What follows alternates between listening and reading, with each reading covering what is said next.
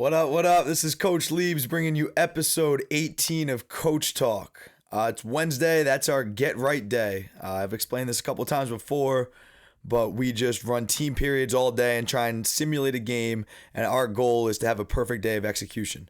The game plan's in, the scouting report's done. We know what to expect.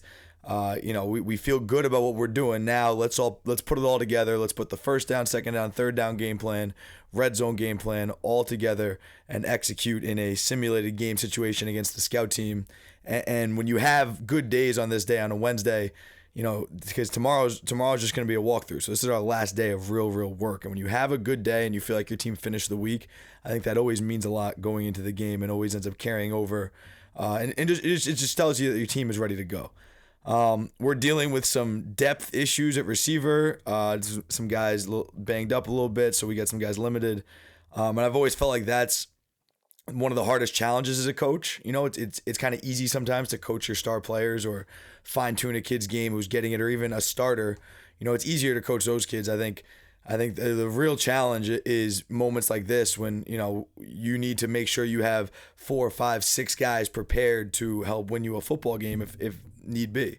Ideally you got 2 to 3 top receivers that can play the majority of the year, but when you have some issues, there's times where you need to call on other guys to step up. And I think the real mark of a good coach is his ability to do that and prepare the 4, 5, and 6 guys to step up and take advantage of their opportunity in the spotlight when their number's called. So we'll see how that goes. I mean, I feel good about, we have about 6 guys that I feel like can play varsity football, have played varsity football this year. That's kind of been the rotation. And now we're just going to have to ask some guys that had more minor roles before this week. So I'm always excited. I think it's a great opportunity for those kids. So we'll see how it goes. And, that's the challenge for the week. And I think an interesting part of coaching is being able to manage your depth, preparing kids to play multiple positions. Like a big way to overcome an injury or anything like that is to make sure that you have multiple kids that can be moved around the field. And if you have, I've been at a place where the pass game coordinator, when I got there, only wanted to teach outside guys only the outside routes, wanted to teach inside guys only the inside routes. And I felt so strongly against that because I knew that we were an injury away from having to swing guys to keep your best players on the field. And I just don't agree with that at all, with specializing people at the wide receiver position. I think that obviously there are going to be more guys who are more slot type athletes, just like there will be bigger bodies that are more outside receivers. And they're going to specialize in that craft. But I think that everybody needs to know how to run every route and at least had some reps at running every route so that you can move guys around. Even, you can switch formations so you get bigger guys inside. Like the more flexibility your receivers have with the route tree they can run and the different techniques they know, the releases change very much in the slot versus being outside. The more they can, kind of bounce between all that, the better. And I think the easier it is for them, for you to create plays and get your athletes the ball in space. I think that's a huge advantage and a huge thing for a receiver position, that you need to, first of all, be healthy and be dependable and be there every day, know what you're doing. But, the more positions you can play, the better your chances of getting on the field.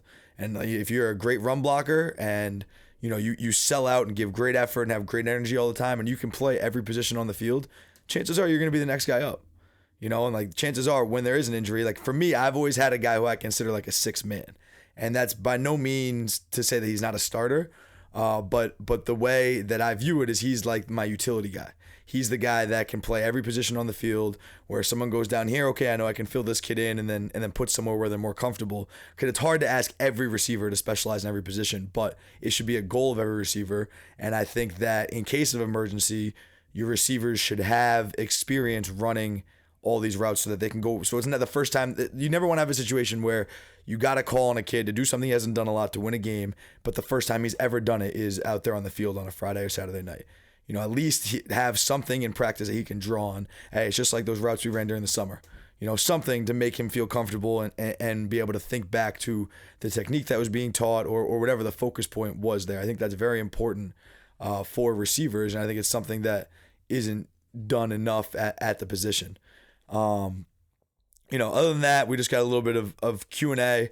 If you guys checked the Instagram story, then you saw the post I had about kids who are having troubles with drop balls right now, drop passes, and I think that's a big thing that we had a kid on the Bosco team that was going through that in about the late summer, like early preseason. Was just dropping a ton of balls, and it's all mental. Like, we all have the physical ability to catch something. If I throw it at you, you're naturally going to react and catch it. But so it's generally not about hands. It's generally not about your physical ability. It's all about your eyes and your focus. And really, what overrides all that is your confidence. I think generally a spell of drops starts with confidence and losing confidence that you're not talking to yourself the right way. So my response to this kid, who he had once DM'd me before on Instagram asking about drops, and I can't remember what I told him, but he said it helped. And then he just DM'd me again yesterday and said, hey, I was catching the ball great after I talked to you guys, but now, I'm really struggling again. Any advice or routines? And he said, I don't know if I'm doubting myself or what. And so the first thing that I told him was, and it's something I've talked a lot about on this podcast, is the first way to get over drops is just aggressive, positive self-talk, and just continue to tell yourself that you can do it and block out anything that's making you doubt yourself. And even if you don't believe it, or you have doubts while you're saying it to yourself, while you're saying, I'm going to catch the rock, I'm going to go make this play, even if something in the back of your mind is forcing you to doubt it because there's obviously some negativity there, even if that's the case, say it to yourself anyway, and say it over and over and over, and aggressively talk positively to yourself.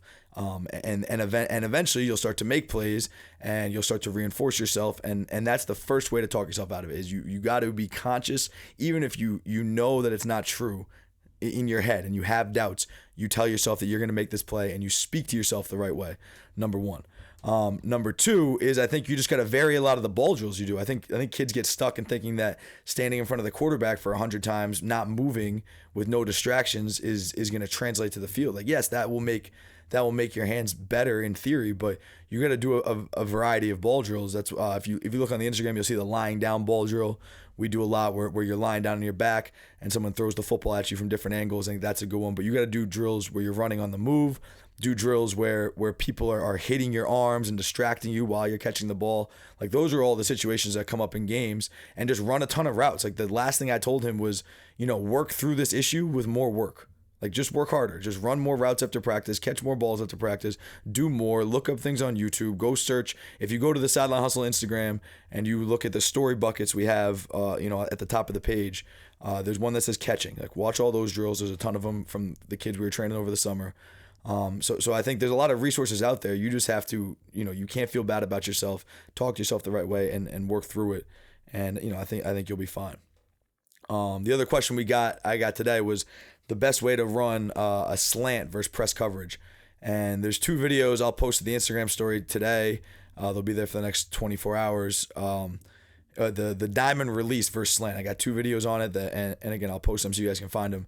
But basically, with the diamond releases, you got inside leverage press, and you're trying to run a short in-breaking route. That's one of the hardest things to do. So with the diamond releases is kind of, you take two quicks at the DB to kind of get him moving, get him attached to you.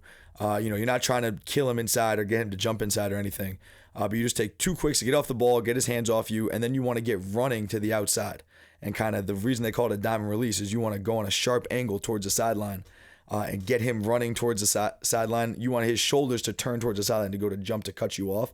And as his momentum is going towards the sideline, you take two full revolutions, which is going to be about 4 steps towards the sideline. And once he's running, his momentum is going there, you throw him by and slip underneath him. And the path of going to the sideline and then back underneath looks like, like half of a diamond, I presume is why they call it a diamond release. But so that's what you want to get him moving inside a little bit, 2 quicks, running towards the sideline, throw him by underneath. You have to use a violent throw by with your hand on his lower back and be really sudden and smooth in the break area. You got to be real clean there, and it's got to be explosive. But that's the diamond release as much as I can explain it, in short form right here. But check out those videos. I'll post them on the Instagram story. That's all I got.